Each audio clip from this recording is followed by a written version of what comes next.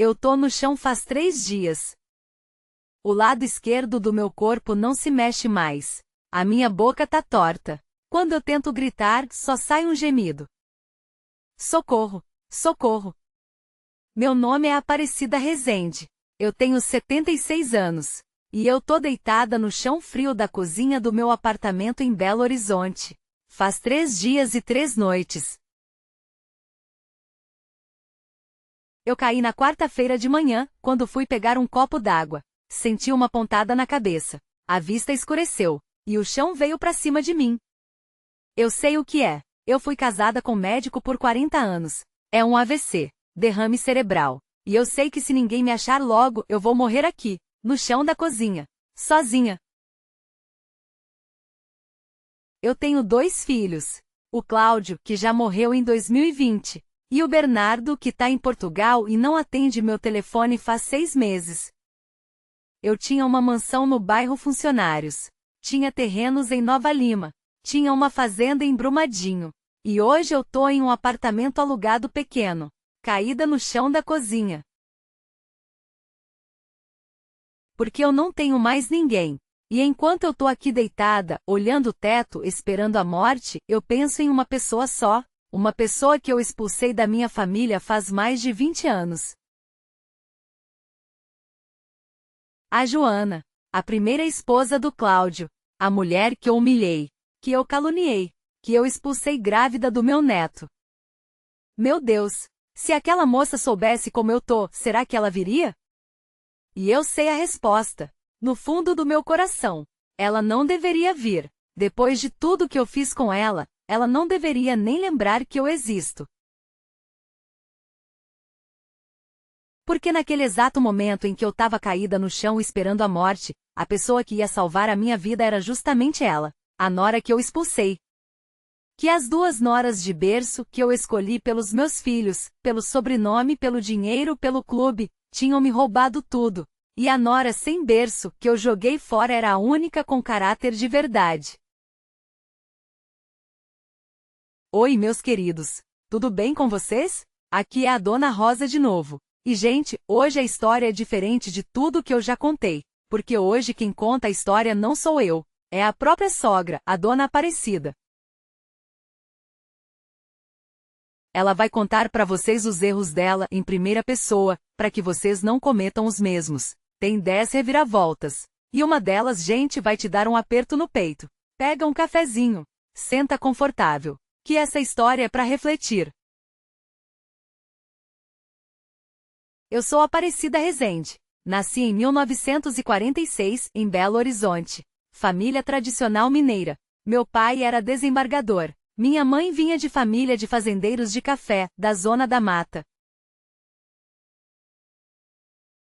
Eu cresci em uma mansão no bairro Funcionários. Para quem não conhece, o Funcionários é um dos bairros mais nobres de Belo Horizonte. Casarões dos anos 40, ruas arborizadas, famílias antigas, dinheiro velho. E eu aprendi desde pequena, uma coisa que minha mãe repetia todo dia. Aparecida, a gente não se mistura com qualquer um. Sangue bom casa com sangue bom. Berço casa com berço. Em 1965, eu conheci o Castro, o Dr. Castro Rezende, médico cardiologista, formado na UFMG, de família tradicional também. A gente casou em 1968, na Igreja São José, no centro de BH.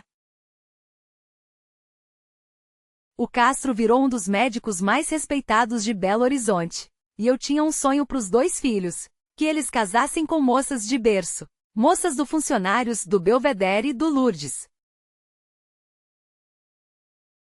Aí, gente, aí, vocês já estão vendo, não tão? Aquela mentalidade. Berço. Sangue bom. Família certa. Quanta gente boa a gente perde na vida por causa desse preconceito. Vamos continuar, que a história tá só começando. Em 2001, o meu Cláudio chegou em casa com um sorriso que eu nunca tinha visto. Mãe, eu conheci uma moça. Que bom, filho. Quem é? Da família de quem? Mãe, ela não é da sociedade. Ela chama Joana. É de Contagem. Filho, Como assim, de Contagem? O que o pai dela faz? Mãe. Ela não tem pai. A mãe dela é faxineira na cidade industrial. Filho, faxineira? Mãe. A Joana é uma moça trabalhadora. Ela trabalha de dia e estuda à noite. Ela quer ser enfermeira. Mas, filho, ela não tem faculdade ainda? Tá fazendo, mãe. Na PUC, à noite. Ela mesma paga. Filho, traz ela aqui para eu conhecer. A Joana tinha uns 22 anos, bonita, mas simples, vestido barato, sapato gasto, cabelo preso, sem joia nenhuma. Ela entrou na minha mansão do funcionários, e eu vi os olhos dela correrem por tudo. Boa tarde, dona Aparecida. Muito prazer. Boa tarde. E você, Joana, já viajou para a Europa? Não, senhora. Eu nunca saí de Minas. E toca algum instrumento? Não, senhora. Que pena. Aquela moça, a Joana, naquele almoço foi educadíssima. Respondeu tudo com respeito. Não revidou nenhuma humilhação. Agradeceu a comida. Elogiou a casa com sinceridade. Ela tinha mais classe naquele vestido barato do que muita madame do funcionários, de joia e bolsa cara. Aí, gente. Aí. Tá doendo já, não tá? Olha como a gente julga as pessoas pela roupa, pelo lugar que nasceu, pelo trabalho da mãe. E quantas vezes a gente erra feio nesse julgamento. Vamos continuar, que vai piorar antes de melhorar. Depois daquele almoço eu comecei uma campanha. Uma campanha para acabar com aquele namoro. Filho, essa moça não te serve. Você é um resende. Você precisa de uma mulher à sua altura. Mãe. Eu amo a Joana. Amor, filho, passa. Mas vergonha de família fica para sempre. Imagina você apresentando ela no Minas Tênis. Essa é minha esposa. A mãe dela é faxineira. Joana, querida, esse talher que você tá usando é para peixe. O de carne é o outro. Mas tudo bem. Você não tem como saber dessas coisas. Mas, gente, tinha uma coisa que eu não sabia naquela época. A Joana nunca aceitou um centavo do Cláudio. Pagava a própria faculdade. Pagava o próprio aluguel em Contagem. Não aceitava presente caro. Nada. Cláudio, eu não quero teu dinheiro. Eu quero você. Quando eu tiver meu carro, vai ser comprado com o meu suor. Aí, gente. Aí. Vocês viram? A interesseira. Mas a moça não aceitava nenhum presente. Como é que a gente inventa uma pessoa na nossa cabeça e acredita naquilo mais do que na verdade que tá na nossa frente? Pega um copo d'água. Respira. Que agora vem a parte mais cruel do que eu fiz. Mãe. A Joana tá grávida. E a gente vai casar. Grávida? Tá de 2 meses, mãe. Eu vou ser pai. E eu vou casar com ela. Com ou sem a sua bênção. Cláudio, como você tem certeza que esse filho é seu? O que a senhora disse? Você me ouviu. Uma moça dessas de Contagem, que apareceu do nada, engravida logo do filho do médico rico. Quem garante que é seu? Mãe. Eu tô só falando o que todo mundo pensa, filho. Abre os olhos. A senhora acabou de insultar a mulher que eu amo. E o meu filho. Não. A senhora tá me perdendo. Eu procurei a Joana sozinha, em um café no centro de BH, e ofereci dinheiro para ela sumir. Joana, eu vou ser direta. Quanto você quer para sair da vida do meu filho? 50 mil? 100 mil? Dona Aparecida, a senhora acha que tudo se compra, mas tem uma coisa que a senhora nunca vai ter dinheiro para comprar. O quê? Caráter. E ela levantou e foi embora, sem tocar no café. Filho, ou você larga essa mulher, ou você tá fora do testamento, fora da família, fora de tudo. E ele cedeu, por medo, por fraqueza, por pressão. Ele terminou com a Joana. E a Joana saiu da vida da gente, grávida de 2 meses, sozinha, sem nada. E antes de ir embora, ela mandou um recado pro Cláudio, que eu nunca esqueci. Diz pra sua mãe que esse filho vai nascer, vai crescer, e um dia ela vai se arrepender de não ter conhecido ele. Aí, gente. Aí. eu preciso parar um pouquinho. Porque essa parte é pesada demais. Uma mãe fazendo o filho abandonar a mulher grávida. Por preconceito. Por berço. Por orgulho. Quanto sofrimento a gente causa, gente, em nome do orgulho. Em 2004, eu mesma apresentei uma moça para ele. A Letícia. A Letícia era tudo que eu sonhava para Nora. Família tradicional do Belvedere, bairro nobre de BH. Pai empresário. Mãe do conselho do Minas Tênis. Sobrenome de peso. E em 2005, o Cláudio casou com a Letícia. Casamento lindo na Igreja São José. 500 convidados. Festa no Automóvel Clube. Saiu na revista da Sociedade Mineira. Eu tava realizada. Que boba eu fui, gente. Que boba. Porque eu olhei pro berço, pro sobrenome, pro clube. E eu não olhei pro caráter. E o caráter daquelas duas moças de berço era podre. Aí, gente. Aí. Tá vendo? De berço. De família boa. Mas e o caráter? O caráter não vem escrito no sobrenome, gente. Não vem, não. Vamos continuar. A Joana saiu da nossa vida em 2002, grávida, sozinha. Voltou para Contagem, pro bairro Nova Contagem.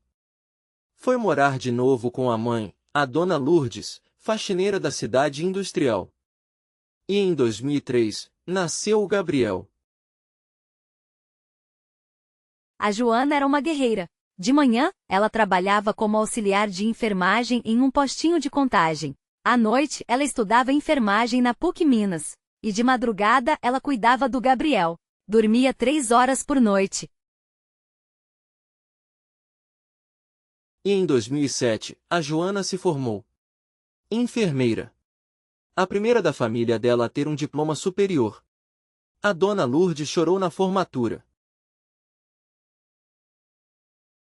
Filha, você conseguiu. Você conseguiu. E em 2018, ela virou enfermeira-chefe da UTI do Hospital Risoleta Tolentino Neves, um dos maiores de Belo Horizonte. A menina de Contagem que eu humilhei no almoço. Virou chefe de uma UTI inteira. E sabe o que é mais bonito, gente? A Joana nunca falou mal de mim pro Gabriel. Ela só dizia, filho, a família do seu pai é complicada. Um dia você entende. Mas eu nunca vou te impedir de conhecer as suas raízes quando você quiser.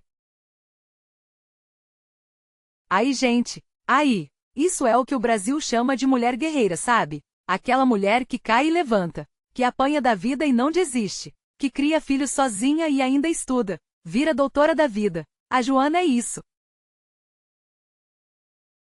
Quando a Joana voltou para Contagem em 2002, grávida, ela não tinha quase nada. Morava em um quartinho nos fundos da casa da mãe, no bairro Nova Contagem. Casa simples de tijolos sem reboco. Quintal de chão batido. Teve época que faltou comida em casa. A dona Lourdes contou que uma vez a Joana ficou 3 dias comendo só pão com café, para sobrar leite e fruta pro Gabriel. Teve época que faltou dinheiro para passagem de ônibus. E a Joana andou quilômetros a pé para não faltar na faculdade. Ela preferiu comer pão com café por 3 dias do que pedir um centavo para a família que a expulsou. Que dignidade, gente! Que dignidade de rainha! Em um corpo que a sociedade chamava de sem berço. Aí, gente, aí!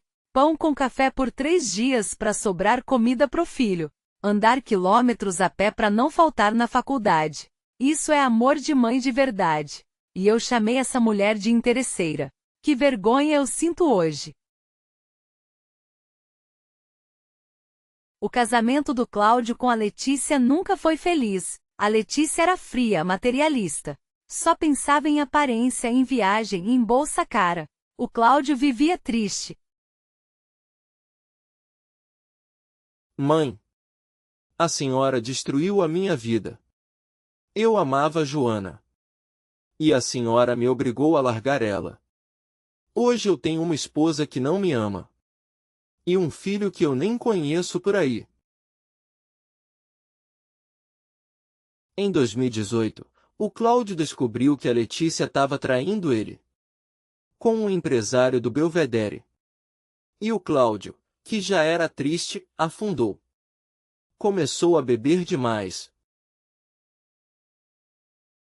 A senhora já fez demais pela minha vida, mãe. Já chega. E em 2020, em uma noite de março, o Cláudio saiu de casa bêbado, depois de uma briga feia com a Letícia. Pegou o carro. E na BR-040, saindo de BH, ele bateu em um caminhão. Morreu na hora. Meu filho, meu Cláudio, morreu aos 46 anos. Enterramos o Cláudio no cemitério do Bonfim. E no velório eu olhei em volta e pensei em uma pessoa, na Joana, e no neto que eu não conhecia. Aí, gente, aí, que dor! Perder um filho é a pior dor do mundo. E pior ainda quando a gente sente que teve culpa. Que se tivesse feito diferente, talvez ele ainda tivesse vivo. Depois da morte do Cláudio veio a primeira facada, da Letícia. A Letícia chorou muito no velório. Fez cena de viúva inconsolável. Mas, 7 dias depois do enterro, ela já estava agindo. Ela subornou um cartório em Contagem. E falsificou um novo testamento.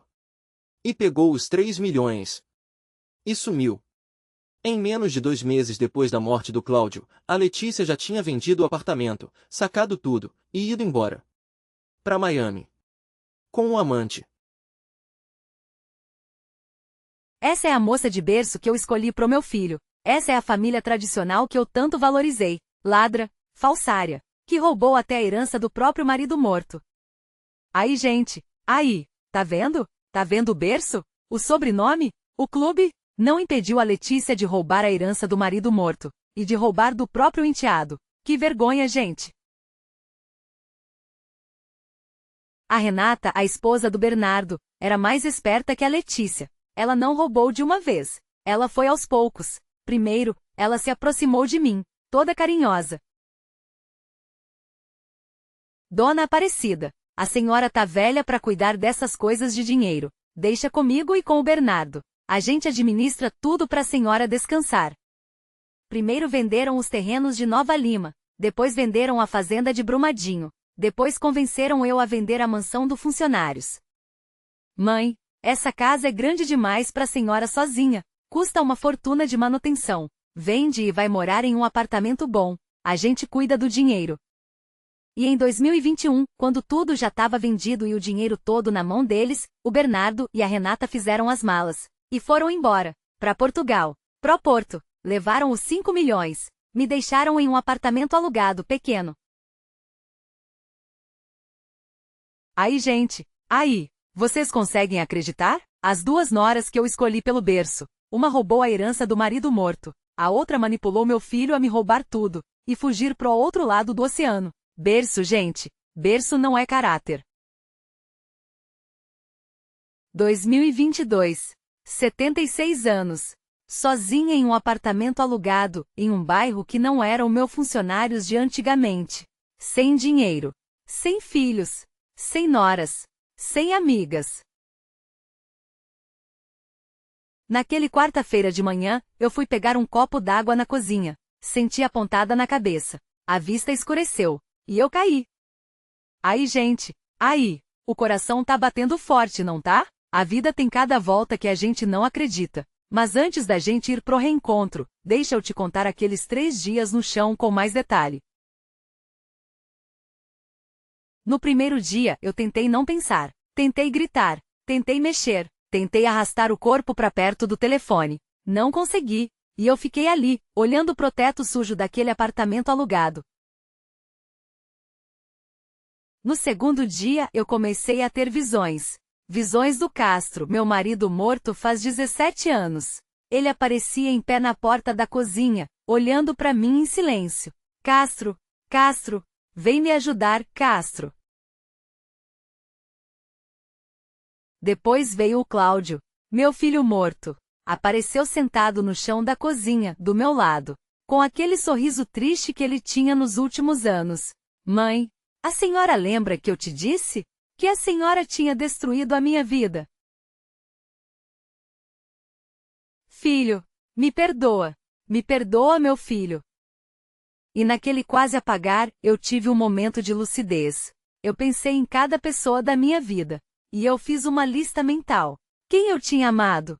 Quem eu tinha maltratado? E eu vi que a lista de maltratados era mais longa.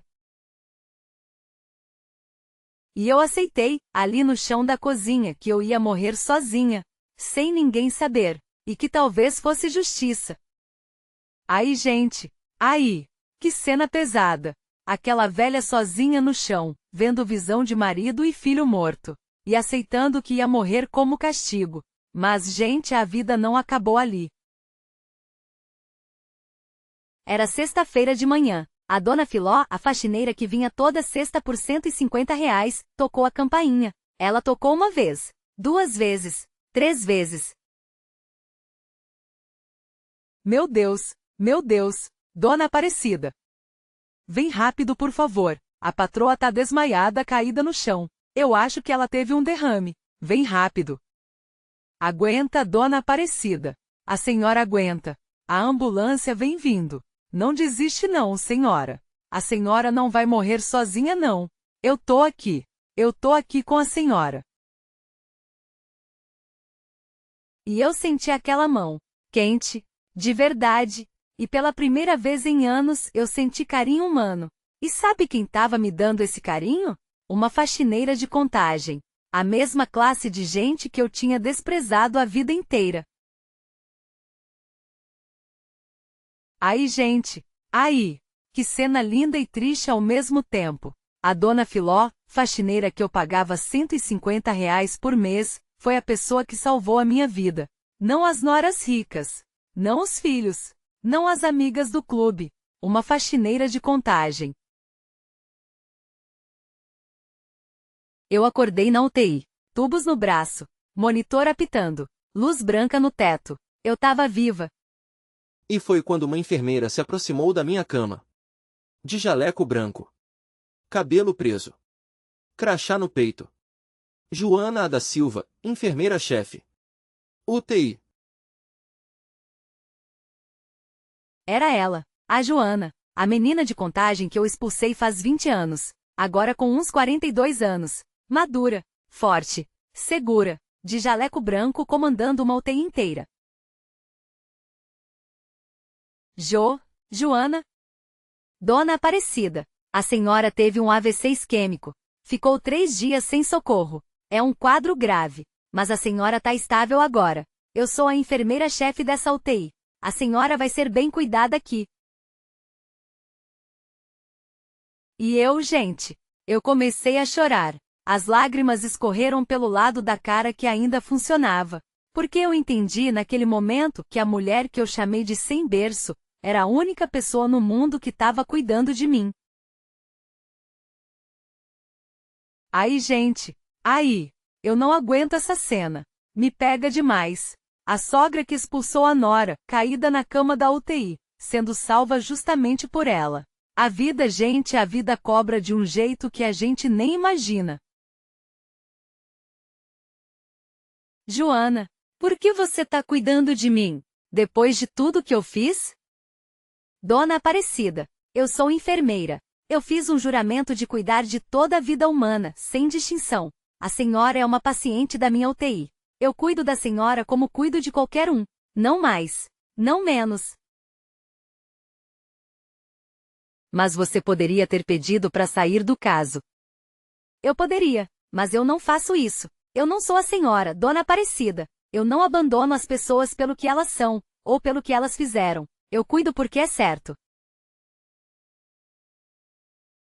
Eu não sou a senhora. Aquela frase me acertou como uma facada. Porque era verdade. Eu tinha abandonado ela pelo que ela era, pobre, de Contagem. E ela estava me salvando apesar do que eu era, a mulher que a destruiu. Aí, gente, aí, olha que coisa bonita e triste ao mesmo tempo. A Joana cuidando, mas sem mentir, sem dar perdão falso. Sabe o que isso é? Isso é respeito próprio. Tem gente que acha que perdoar é obrigação. Não é, gente. Perdão é escolha. Uma semana depois, a Joana fez uma coisa que eu não esperava. Ela entrou no quarto. E atrás dela vinha um rapaz. Alto, uns 19 anos. Cabelo escuro. Olhos castanhos. Dona Aparecida, esse é o Gabriel, seu neto. Gabriel, meu Deus, você é a cara do Cláudio, a cara do seu pai. Oi, vó. Vó, ele me chamou de vó, a primeira vez na vida, aos 19 anos. E eu que nunca tinha visto aquele menino crescer. Gabriel, me perdoa por não ter te conhecido antes. A culpa é toda minha, toda minha. Tá tudo bem, vó. Aí, gente, aí, vó, a palavra, vó, aos 19 anos do menino pela primeira vez. Vocês imaginam? Toda uma infância perdida, todo um crescimento perdido, por orgulho, por berço, por preconceito. Pega o lencinho. Dona Aparecida, deixa eu ver se eu entendi. A Letícia falsificou o testamento do Cláudio e roubou 3 milhões? Tirando inclusive a parte que era do Gabriel? Foi, Joana. E a Renata manipulou o Bernardo a vender tudo seu, e os dois fugiram para Portugal com 5 milhões, te deixando na miséria? Foi. Isso não vai ficar assim.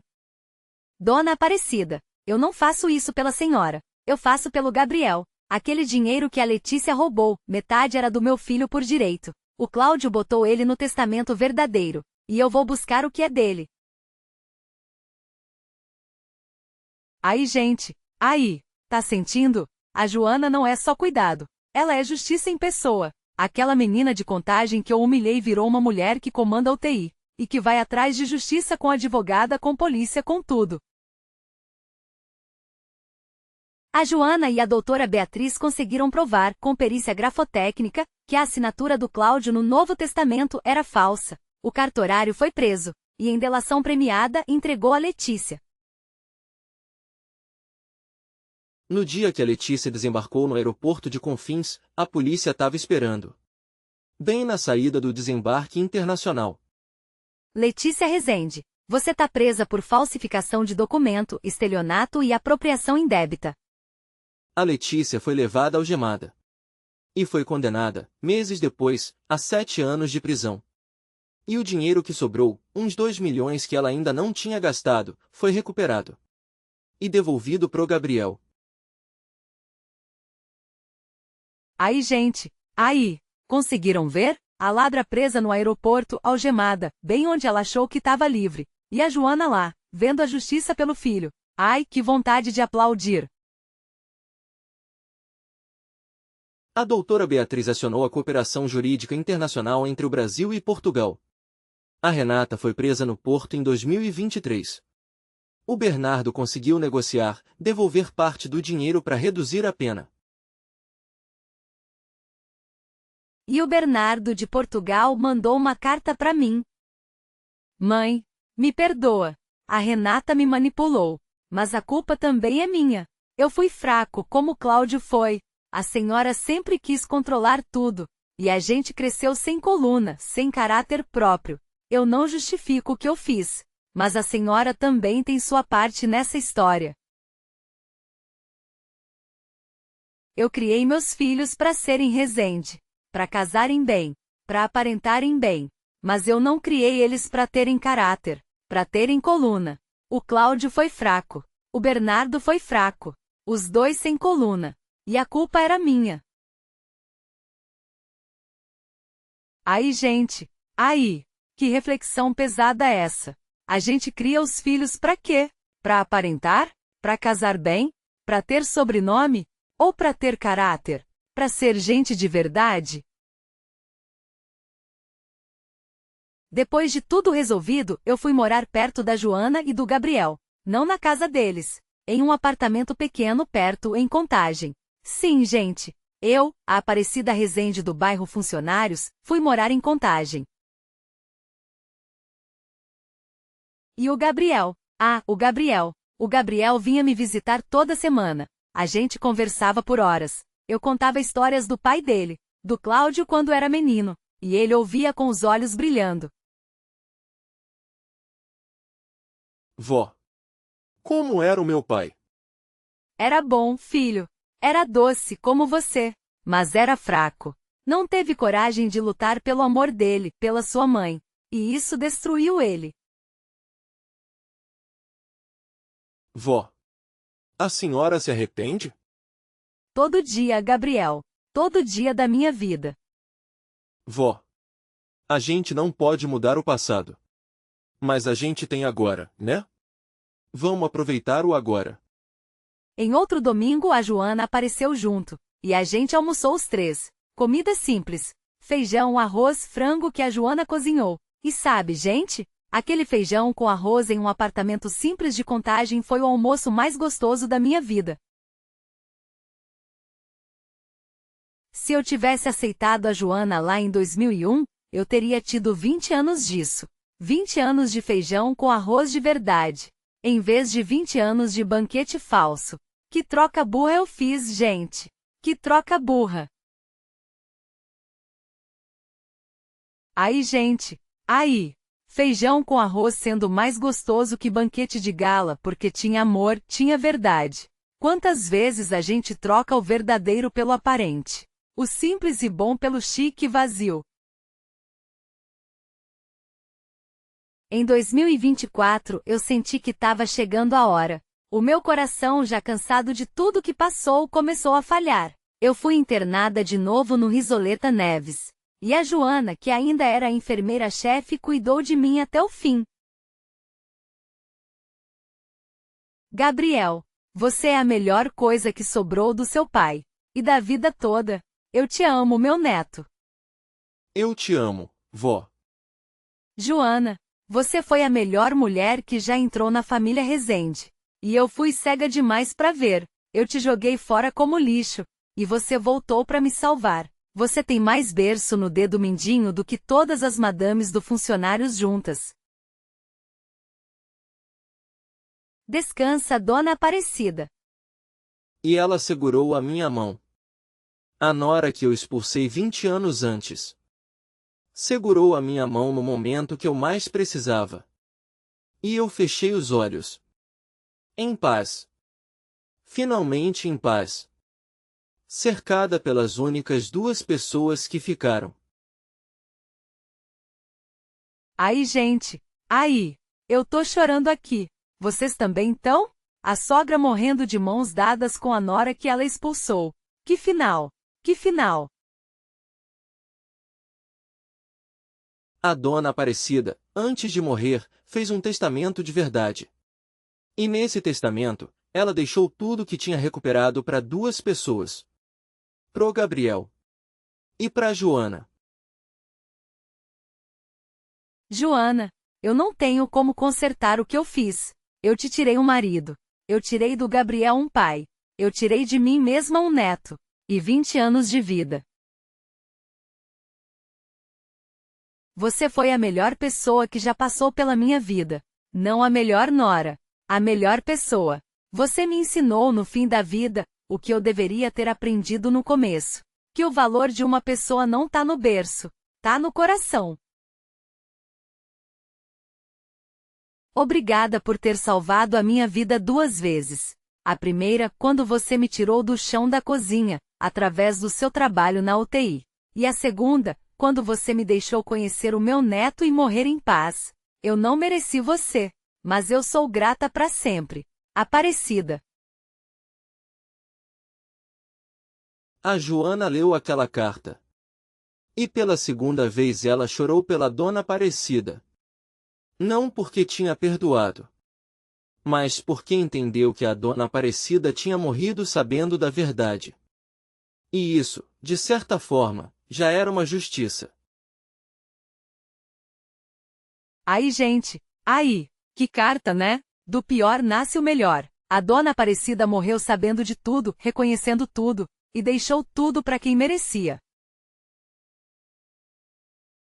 Eu sou Aparecida Rezende, e eu tô falando com vocês do outro lado agora. Eu morri em 2024, aos 78 anos. As de berço me roubaram tudo. Me deixaram 3 dias no chão. Fugiram pro outro lado do mundo. E a sem berço salvou a minha vida. Buscou justiça pro neto. E segurou a minha mão na hora da morte.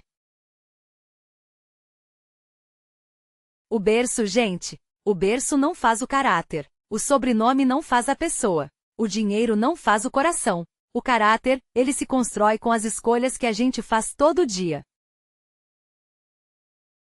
Como a Joana, a mulher guerreira de Contagem. Que eu fui burra demais para ver o valor. Eu perdi 20 anos. Eu perdi a chance de ver meu neto crescer. Eu empurrei meu filho para um casamento infeliz, que acabou levando ele à morte. Tudo por orgulho, por preconceito, por berço. Um dia, a gente vai envelhecer e perder as forças. E pode ser justamente aquela pessoa que a gente menos espera, ou que um dia foi desprezada, quem vai estar lá na UTI do hospital para segurar a nossa mão e salvar a nossa vida. As pessoas de verdade valem pelo que têm no coração. Meus queridos, chegamos ao fim dessa história lição de vida. O berço não faz ninguém, o caráter faz. Nunca julgue ninguém pelo dinheiro, porque você não sabe quem estará ao seu lado no hospital, no fim da sua vida. Se essa história tocou seu coração, deixa um coraçãozinho aqui, se inscreve no canal e compartilha com aquela pessoa que precisa abrir os olhos antes que seja tarde. Um beijo grande no coração de cada um de vocês. A Dona Rosa se despede. Até a próxima!